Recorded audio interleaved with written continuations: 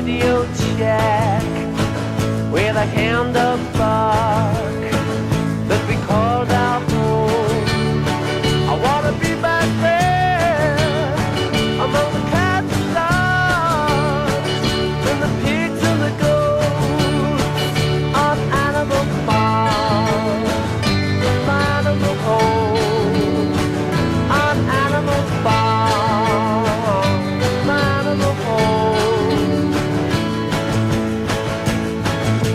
While I lay my head upon my pillow, little girl can play beneath my window.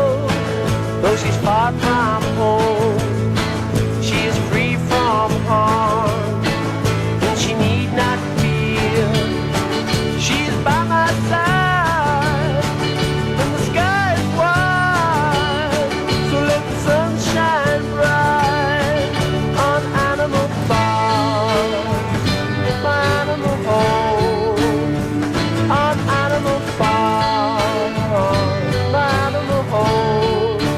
Girl, it's a hard, hard world if it gets you down. Dreams often fade and die in a bad, bad world. I'll take you where real animals are playing, and people are real people, not just playing. It's a quiet, quiet life by a dirty old shack that we call our home. I wanna be back there among the cats and dogs and the pigs and the goats on Animal Farm, my animal home, on Animal Farm, my animal home, on Animal Farm,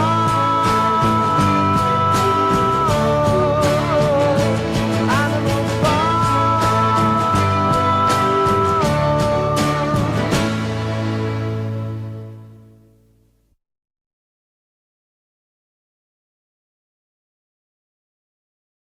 Well, this is cool. This is a giant fish glyph. This is Susan in my glyph, and this is new to me. Let's check it out.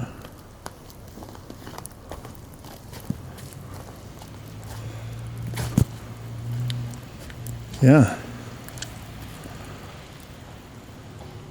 Beautiful one.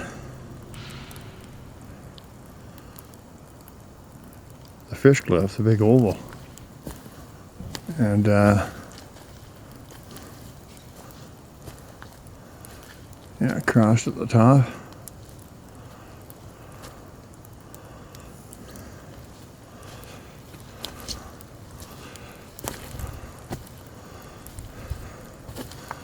See there, it's crossed at the top. Hope you can see that. Over here. See it better there.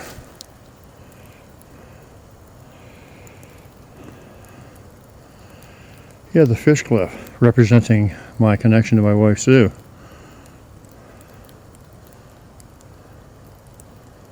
Very nice.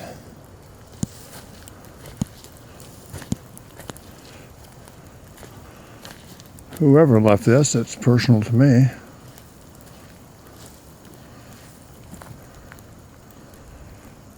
Love that.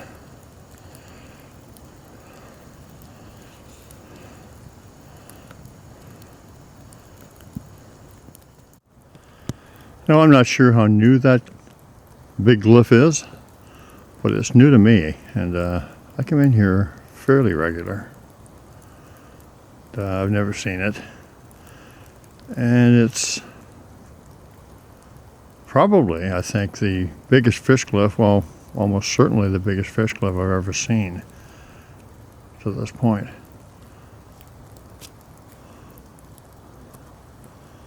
So that is pretty cool. And it crosses up on top of the stump there. Very cool.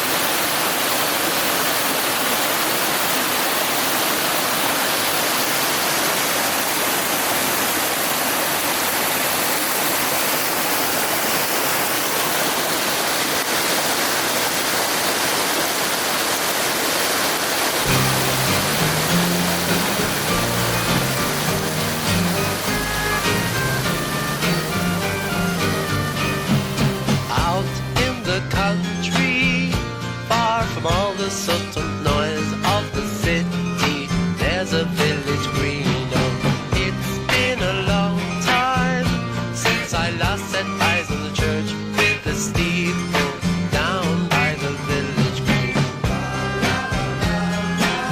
'Twas there I met a girl called Daisy and kissed her by the old oak tree. Although I loved my Daisy, I sought fame, and so I left the village green. I miss the village green, and all the simple people. I miss the village green, the church, the clock, the steeple. I miss the morning dew, fresh air and Sunday school. And now all the houses are rare antiquities. American tourists flock to see the village green. They snap their photographs and say, "God darn it, isn't it a pretty scene?" And Daisy's married Tom, the grocer boy, and now he owns a grocery.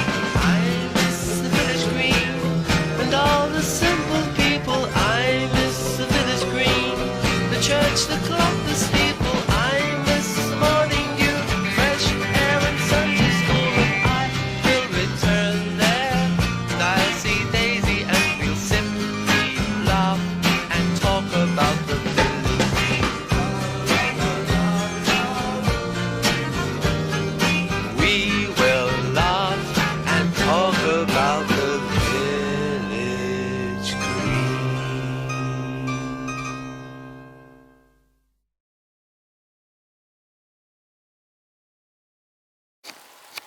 Well, this is really interesting because I was just in here yesterday afternoon and there was only one person camped in the entire park and they weren't anywhere close to here. And I parked my car just 50 yards from here and I walked by this a couple times and it was definitely not here. So very cool. So this was just made, well, I got to be careful how I say this because you know, time is not linear for them and it's complicated, but you know, for our perception of time, it was not here for me yesterday, but it is today. So does that mean it was made last night, or Sue and I were discussing that today, and it's kind of hard to say. But yeah, I would say for all practical purposes, at least what we consider practical, that it was made sometime between last night and just before we got here. And like I said, the place is virtually deserted.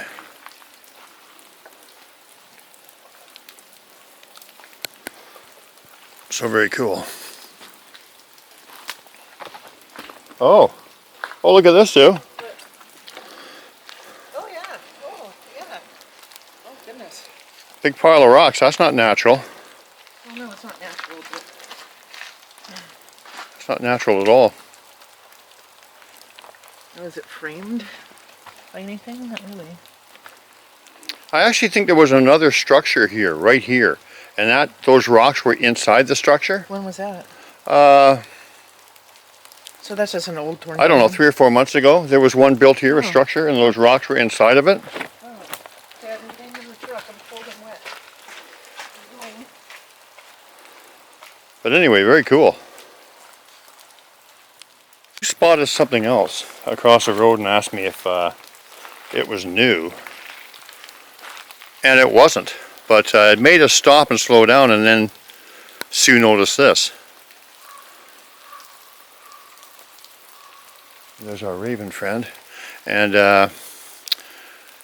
as she mentioned it, and I was realizing the fact that it was not here yesterday, at least from my perception it wasn't here yesterday, I was getting all this energy. So, very cool. I like my raven friend checking in too. Oh, there he is.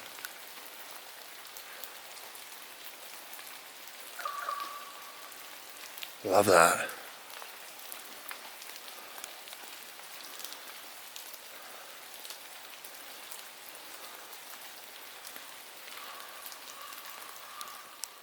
So I'm thinking about this new structure, and Sue and I were looking at it and the possibility that somebody else made it, possibly to fool me or something, because, you know, people do watch my videos.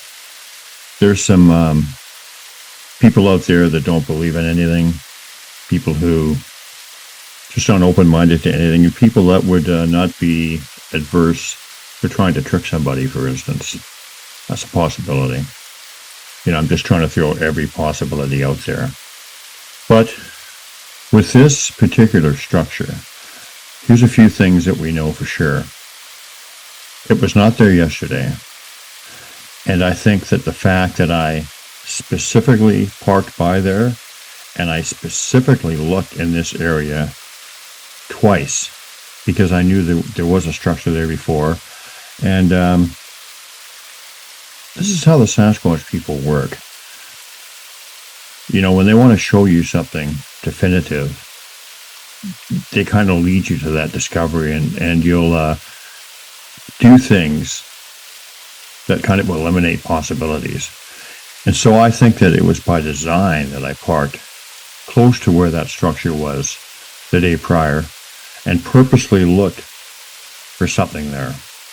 And there was nothing there. And the reason I looked for something there is because there had been a structure there in the past. And, you know, like I said, I parked my truck and I walked right by it. And I walked right by it coming back to the truck after I did a little scouring of the area. And 110% there was nothing there as of yesterday. So I think it was by design, because the Sasquatch people, when they work with you, they don't leave any doubt when they give you a discovery, if it's important to them. And so the fact that I specifically looked in this area is very much worth noting.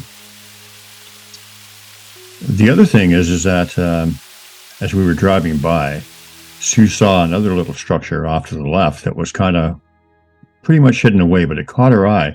And so I backed up and I said, no, that was not new. That was there before. But when I did that, that's when she said, oh, look at that over there. And I noticed it for the first time, and I knew immediately it hadn't been there yesterday. The other thing is the raven. Quite often when these kind of things happen, the raven will be involved. And I was getting a lot of energy when Sue first pointed the structure out to me. And that's another dead giveaway for me. And as she did, we began hearing the raven call. And as we got back on the truck, after I took the video of the structure, the raven flew directly over the truck. Another thing I recognize is possible or probable Sasquatch interaction. They use ravens as messengers. They can shapeshift into these creatures, these birds. And everything just added up to an answer to a question that I have pondered for a long time now about these structures as to who exactly makes them. Of course, I know that people make some of them, and I know Sasquatch makes some of them, but it's not definitive at times who makes what.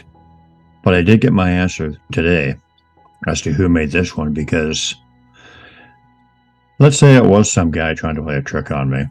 I didn't put any information as to where I was yesterday. And for that individual, if there was one, say, to put a structure in exactly the place that I paid attention to the day prior, defies logic. It defies coincidence. So there's that, the energy, the raven. All these things add up to only one conclusion, that the Sasquatch made that structure and that they were teaching me another lesson as to who makes them, or who makes some of them. So I found that very interesting.